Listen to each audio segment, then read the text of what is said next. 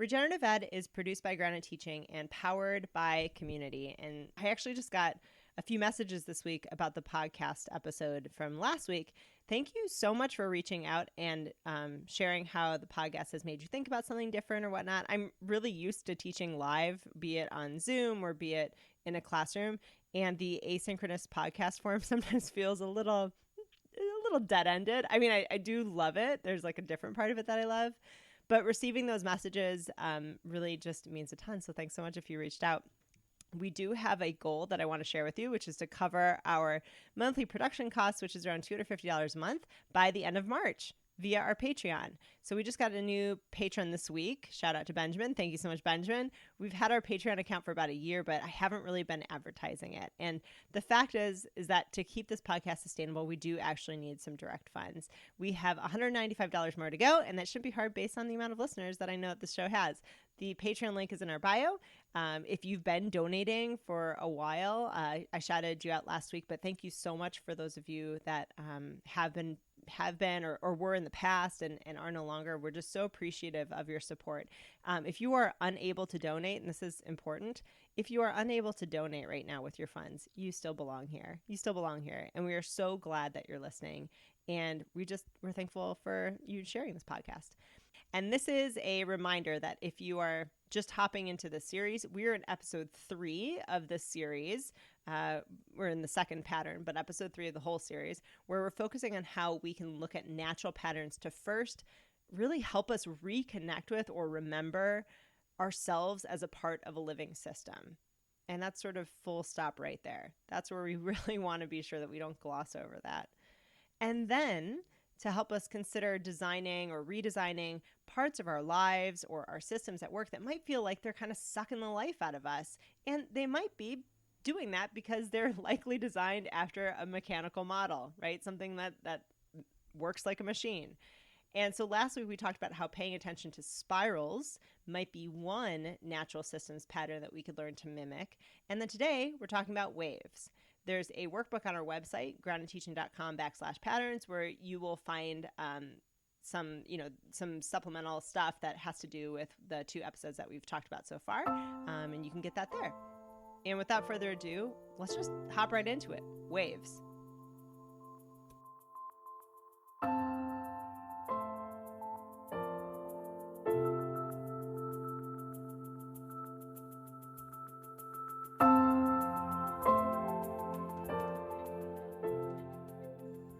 Hey everyone. Today we're talking about waves. We're talking about waves. And this is not a masterclass on all things waves. This is my take, given my human experience with teaching and education, leadership, health, farming, being a mom, being a community organizer, art, regenerative systems, other identities and experiences that I've totally forgot about, but that are baked into my being somehow. I did not in there mention a PhD in physics. That's why I cite people who have PhDs in physics, and I combine their knowledge with my experience in seeing how these things pan out across systems. And the reason why I think that it could be helpful to hear from someone like me is because really anyone can do this. These observations and design decisions aren't just relegated to folks who can teach at university level course on patterns like waves. We can all do this. There is no gatekeeper. Everything is accessible to anyone if we just take the time to be present to these patterns in nature. And I feel like that is so freeing. So just like I said last week, first things first is we are going to sit back and observe and appreciate. And before we start, even touching the whole design thing. And, please know this, that if all you've got right now, if all you're able to take in with your year 3 pandemic bandwidth, plus, collapsing climate, doctor's appointment with you have papers to grade, maybe you have mouths to feed, maybe like me, you have trash that didn't get picked up this morning because your local trash department has an employee shortage, and now you've got to spend a half an hour making sure that your trash goes somewhere while you contemplate how much garbage your family actually produces because now you're hauling it around in your car. If all of that stuff is taking up your time to the point where you can't actually actively design something based on what we learned here today, listen to me. Simply be present with waves this week. That includes emotional waves. it actually is the only thing that we have to do. Okay? So the theory goes, and the theory is not just by me, but by people who are smarter than me. The theory is that by just noticing these patterns, you are actually going to create a more beautiful planet, not by any sort of linear cognitive doing, but maybe by something that's even more important, which is just being present. And, anyways, you don't really even have to have me tell you that observing waves in particular connects you to something. And I know this because when we go to the beach, we as like general, we don't usually say like, oh, everything is so perfect here except for watching and hearing these waves. Right? By some mystery, it's basically a universal understanding that we enjoy watching and hearing and feeling the vibration of the waves to the beach. It's also pretty universal that we enjoy music, which is a wave of a different type of moving through the air, right? Sound wave. There is no actual cognitive knowledge or analysis that's required here, right? We just the wonder that connecting with these patterns somehow makes us feel connected. And there's some sort of knowingness in our soul that is drawn to waves, which is why I will not be touching on even just the slightest bit of how important this is. Waves make up our light. They make up everything around us, right? And, it's not even like spirals. It's like everything. And, they're gravitational waves and stuff. And so I'm going to do my best to just share my experience with this, my little corner of waves today. And I hope that it's really helpful for you. So before we get into the functions cognitively of a wave, and we get all heady and we think we're so smart and we think we know so much about design and philosophy and whatnot, here's the meat. And I'm going to challenge myself too, which is to simply go and enjoy a wave today wherever I can find it, whether that's, sitting in a bathtub and creating ripples with my hands, or surfing a wave, or taking a moment to fluff a bed sheet 3 or 4 extra times before making the bed, just maybe to be present to that pattern and recognize it. I want to take some time to do that now before listening to the rest of this podcast and design. Or maybe it's a wave of emotion that's going through you right now. And even if you never get back to finish this podcast and you go find a wave and you're present to its patterns, that is going to help reconnect us as we're in some sort of world of separation. Okay. So if you don't want to do that right now, you just simply hold out your hand like a raver or someone sticking out their hand out a window on a summer day, and move a wave through it, starting with your fingers, and do that a few times and just kind of be like, that is cool. All right. So that's that. Take the time to do that. Are you back? Did you actually take the time? Okay, there are also some exercises in the workbook that'll help you if you want to do that later too.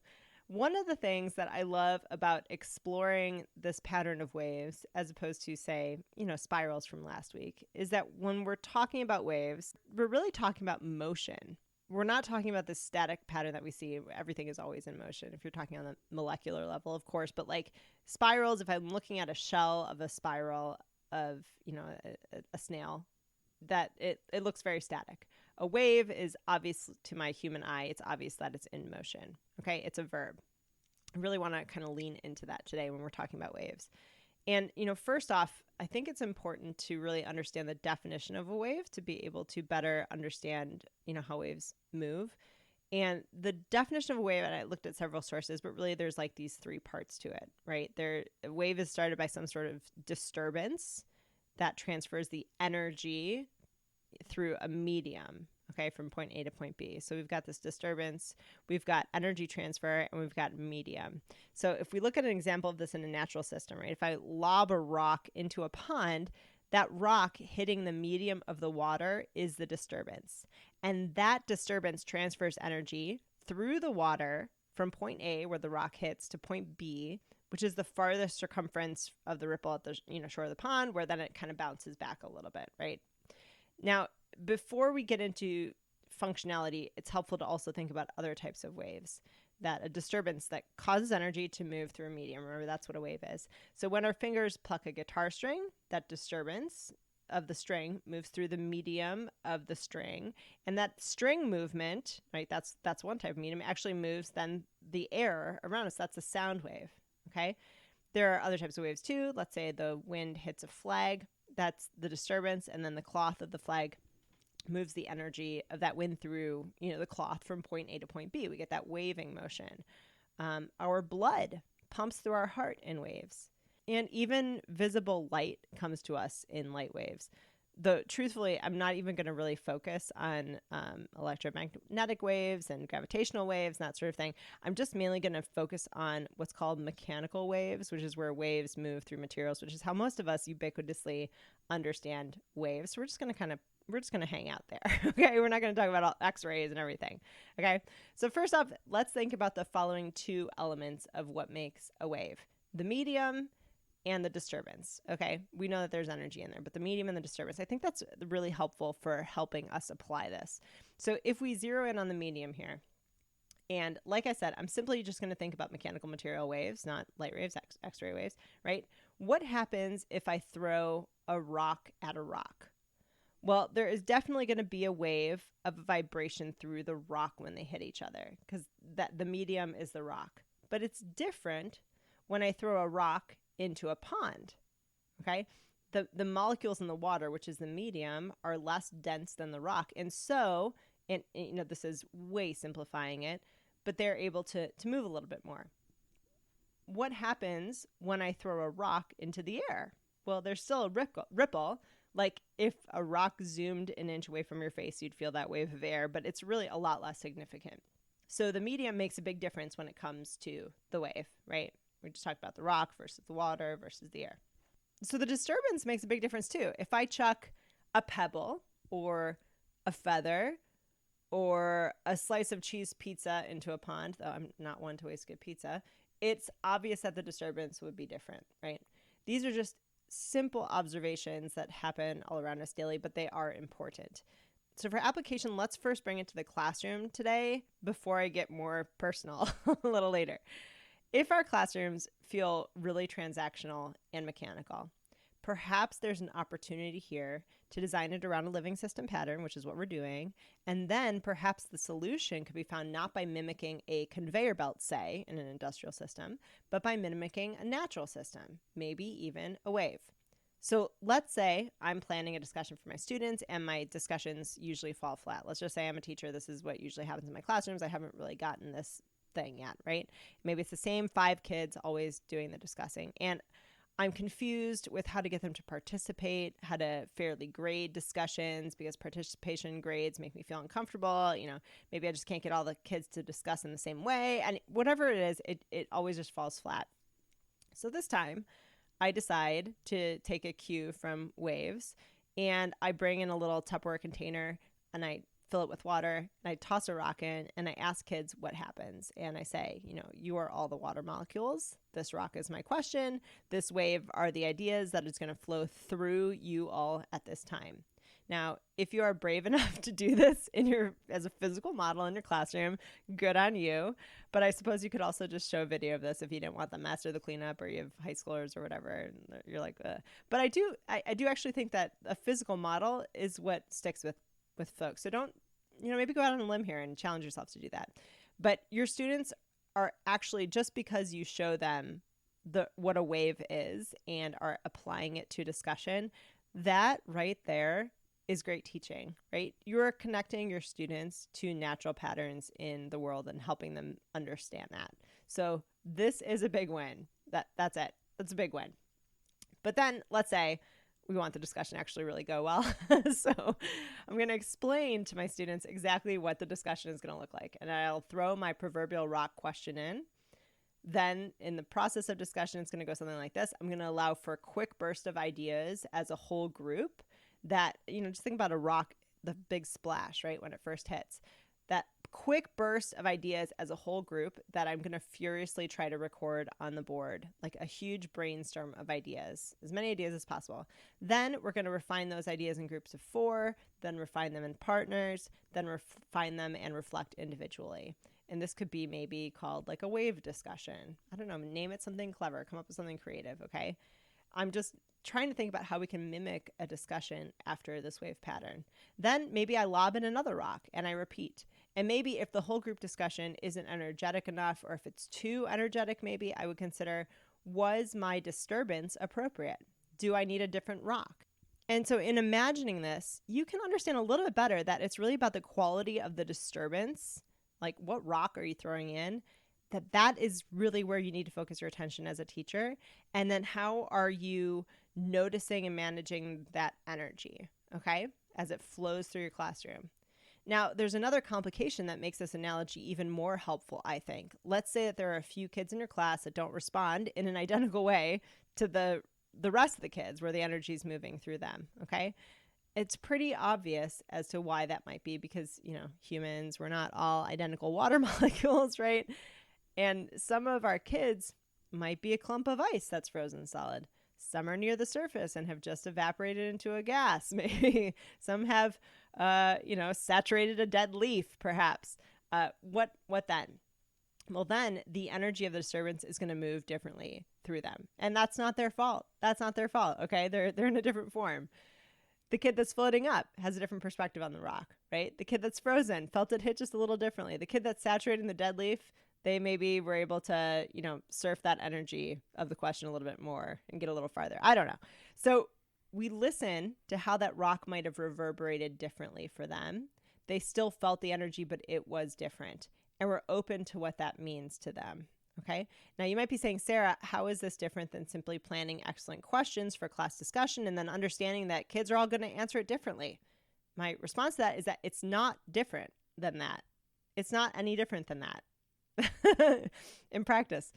That what I'm trying to do here, and the biggest thing for me that I found in working with literally thousands of educators and being one myself is when you script good questions because you're just supposed to, and you try to remember that everyone is different because cognitively you know that it's helpful, sometimes that isn't enough to have the effect that you're looking for, which is really solid discussion. Let's say that's your goal, without judging or shaming or forcing or making or whatever it may be, right? Kids who don't participate, judging myself for the all this stuff. If we just understand how this energy moves in a flow through a natural system, we can learn to work with it better instead of trying to create and craft the perfect question at the perfect time. And you need a high quality rock, but then let's throw it in and let's see what happens. Okay. So my point is not that this is any different than developing high quality questions and then understanding that your students are all different, and accommodating that. My point is that when you start to think about it through this frame of energy flow, it's just going to work better than trying to get an end product out of kids.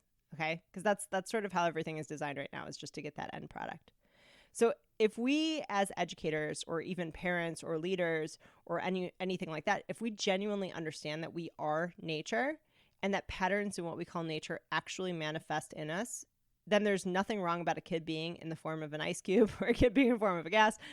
When you realize that that's just how it is, you're going to plan for that. You're going to lighten up on yourself. You're going to, even if you choose the wrong rock, you'll lighten up on them. You'll have a much richer class environment with all the perspectives that you're welcoming in, and with understanding that this discussion is not meant to work like a machine, where teacher inputs question, student puts answers, teacher inputs question, student outputs answers, right? That's just not, that is not what we're trying to do in education. I mean, it is what we're doing. Let's not try to do it. Okay. We are alive. That's a marvelous thing. Let's lean into that. Okay. So you might be asking, Sarah, waves can move through air and solids too, right? So why are you using water as a medium in your examples? Why are you keep going back to this? Well, for one, it's the most ubiquitous general understanding of waves. So it really makes a good example that we can all access because we all understand water waves. But beyond that, we humans are actually made up of 60% water. And, I had to look it up, but 60% is majority. That means that we are mostly water. So while this is an analogy, there's a part of it that isn't, and that is weird to me. Anyways, there are two more quick ways that I want to share with you that we can potentially, that we can use to potentially mimic the natural pattern of waves, which again is that movement of energy through a medium. And we can use that in our classroom. Then I'm going to get a little bit more personal with thinking about this as a mindset pattern or an emotional pattern. So one, if you are noticing that the energy in your room is lacking, it might be time to experiment with some sort of physical movement. And that might mean that I plan to think about my own, as a teacher, my own physical flow through the classroom. Am I standing at the front? in one spot the whole time? Would it be more interesting if I strategically move throughout the classroom, like bouncing off a wave from wall to wall? What about waves of physical movement for students? What if we put students in, three concentric circles, like sort of like the fishbowl setup, but with three. And then we started the conversation in the middle, like a fishbowl, but with three layers. And we moved the conversation to the middle ring and then the outer ring. And then we could visibly see the flow of conversation moving like a ripple, right? Or, what if we made it quick and, just liven up the classroom by playing a game of telephone to start off, right? That is a wave of energy moving through every kid. And I'm spitballing ideas here. All right. This is what I want you to do too, is just think about what these things could look like. Use your creative genius, your imagination that we have as teachers to really come up with something cool that mimics waves, that is going to get the energy flowing. That's what we're trying to do here.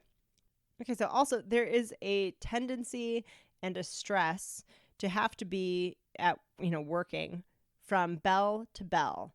And I really hope that this is going away, but I am so sorry to think that when I was first training new teachers 7 years ago, I would stand in front of a classroom of new teachers at their in-service training, right? And I would say, okay, if you ended your class period 3 minutes early, 3 minutes times 180 days of school equals 9 hours of wasted instruction, right? And I would feel so smart for maybe it's just because I straight up did math on the board. I don't know. Anyways, you know what? That is ridiculous. Our attention comes in waves, right? We need to honor that unless we're in like a flow, but even a flow is akin to sort of a wave, right? Just this wave of focus and concentration. And we need to honor that we're not machines that you turn on at the beginning of class and then you flip it off at the end for every individual in there. Like that is wild to think about. We are beings in action and we need to appreciate that in ourselves and plan out our class periods so that we can recognize that attention may come in waves and then plan for that and be okay with that. All right. There are a few more ideas in the workbook and that's linked on our website if you want to go there too. So there you have it. A few general ways to consider the function of waves in your classroom and how you might be able to design for that. However, I had a lot of realizations and observations this week as I was considering waves, and I'd like to share some of the other observations and functions with you because, I don't know, maybe it'll resonate. All right, let's head back here to the good old rock in the pond example. What we see here is an allowance of energy passing and some flexibility in those molecules. So if the water molecules didn't move a little bit to make way for that energy transfer, well, it wouldn't be water. It would be a solid, right? Don't at me if you're a scientist. You're like, oh, there's a caveat. I'm talking very simplistically here. What the wave does is it transfers the disturbance energy from point A to point B. And there's some flexibility in the molecules of water or air, more so than in solids, to allow that wave to pass through. And it almost feels like, I don't know, to me, it's kind of cool because it feels like this universal empathy of water molecules, right? Like, yeah, sure, pass on through, right? Allowing the energy to push that those other molecules through and kind of move them a little bit. If one thing that waves offer is the opportunity for sort of this like allowance or this diffusion, right? Where might we need some of that allowance or that flexibility in our own systems that maybe waves could offer, where we're opening up some space between those molecules, right? Well, the first thing that came to mind was my own reactions to things. So let me tell you a little story. As I thought about waves, I was reminded of a moment a few days ago when my partner, Mike, said something extremely unknowingly and even out of love, but the comment triggered some pretty deep unworthiness that I was feeling about this thing.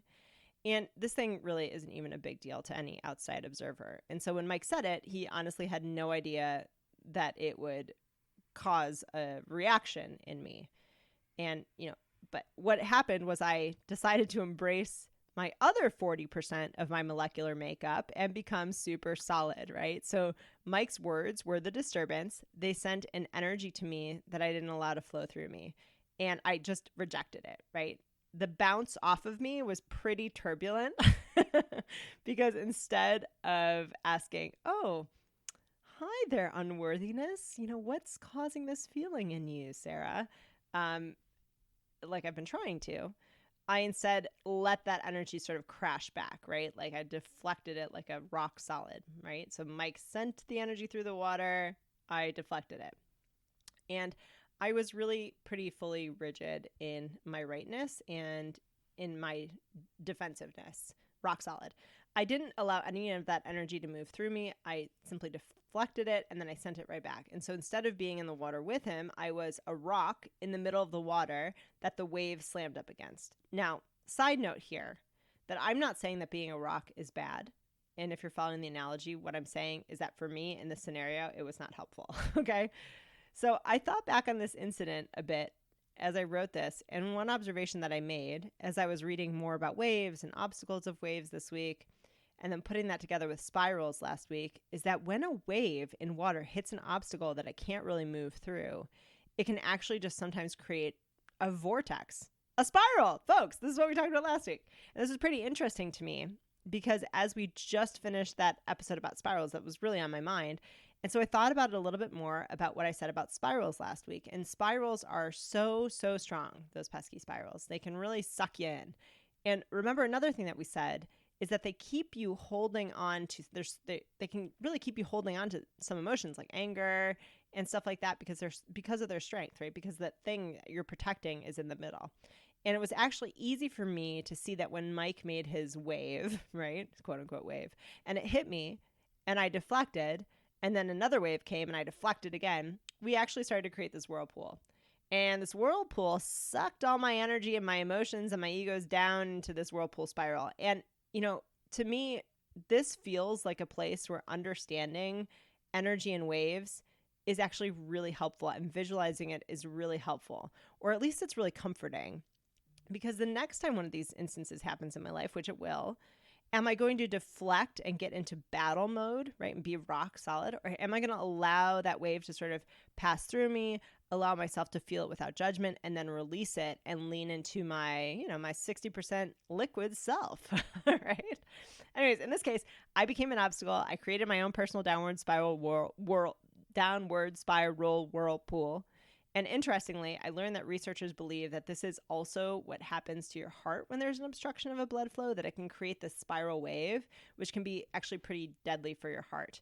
And I'll link the scientific journal article in the workbook too, along with the other resources.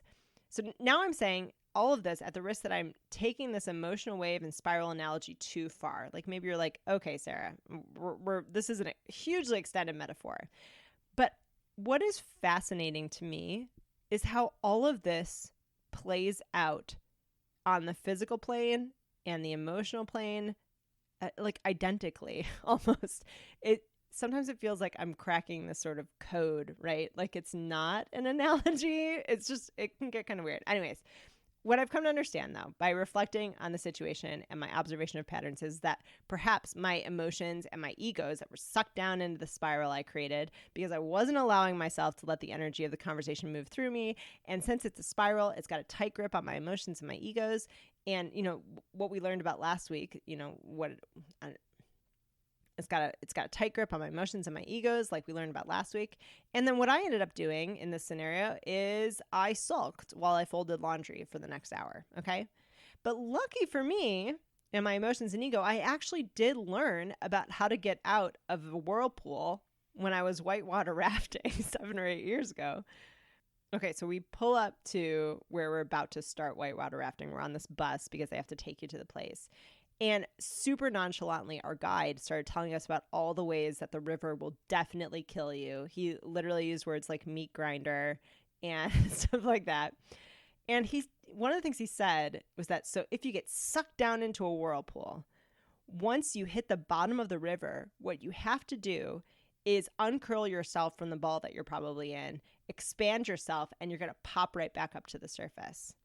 And this is just a little bonus for you if you didn't listen to our episode last week. Last week, we talked about the one way to undo a downward spiral is with a new upward spiral that creates expansion. So literally, if you're in a downward spiral of a whirlpool, the thing that will get you out is expansion. Are you hearing me? Okay. I just wanted to throw that in there. But what is the lesson here? For me and for my experience, it's to take a lesson from the water as a medium for waves. Okay. Allow that wave energy to move through me as if I was that medium of water. Literally picture those words sort of waving through my molecules. And honestly, if I'm so lucky those molecules might be slightly reorganized after the wave moves through them, like this slight little, like this tiny shuffling. And maybe I'll actually be able to hear what my partner is saying more deeply, to connect a little bit better. And, I could keep being a solid, which 60% of me is not. I could act like a solid. I mean, I'm not dissing solids out there, but water is way more flexible. But I just want to be more in flow. So unlike, Mike's wave, which really was just this regular average wave that just happened to hit the wrong rock, sometimes that wave is a tsunami. But then what, right? Then I need to be even more like water. Then I need to be I need to be able to move with it. It's coming anyways. I don't want it to smash me, right? So, okay, we need to allow waves just like are coming at us, also the waves inside of us, like the anxiety or the grief or the sadness or the joy that is affected when those waves hit you. We need to allow those to pass through us without judging ourselves. And when we do that, when we do judge ourselves, we create this tumultuous surface, or even it can be like this whirlpool. But maybe just making way for those molecules to move and flow through us, because you know that they will leave eventually. And if we're lucky, maybe each one of those waves can reorganize some of our molecules too in a way that's helpful. If that, in that minute shuffling into an order that's more helpful. Sometimes we need a wave to sort of shake things up a little bit, to knock us off of our feet. There are a few more examples of the functions of waves, things like that I really wanted to get into that we just can't, but things like creating presence and catharsis and a space for rest and harmony. And there's so much more that I want to write about here. Some of it's in the workbook along with resources I used. And there's some reflection questions there to help you think about waves, and some ideas for designing your work around a wave pattern, that sort of stuff. But these are my own personal takes and observations when it came to thinking about waves this week, and where in my industrialized mindset and in an industrialized classroom, we might be so lucky to have the opportunity to mimic a natural pattern. And I used a mixture of science and imagination and creativity here, and I hope that you are feeling free enough to do that too. What do waves mean to you? How can you apply them? How can you appreciate them? And I mean, we barely scratched the surface of waves. We basically did a little tiny drop in an ocean of wave knowledge, if I may. But maybe this was really helpful for you. Anyways, let me know what you think. Let me know what you're thinking about, how you're imagining we use this pattern for something magnificent. If you're like, well, it seems obvious. People always talk about, letting your emotional waves move through you. Like, yeah, I agree. People do always talk about that. So maybe look up how molecules move on a website. I'll link one in our workbook, how they actually move in a wave pattern, and then visualize that, because it's actually really helpful when you have a mental model like that to hang on to. Okay, as opposed to just saying, oh yeah, let the emotions flow through you. Like actually picturing it can really be helpful. So anyways, you can hit us up on our Regenerative Ed community page, on our website, on our Instagram at Grounded Teaching, on our email, hi@groundedteaching.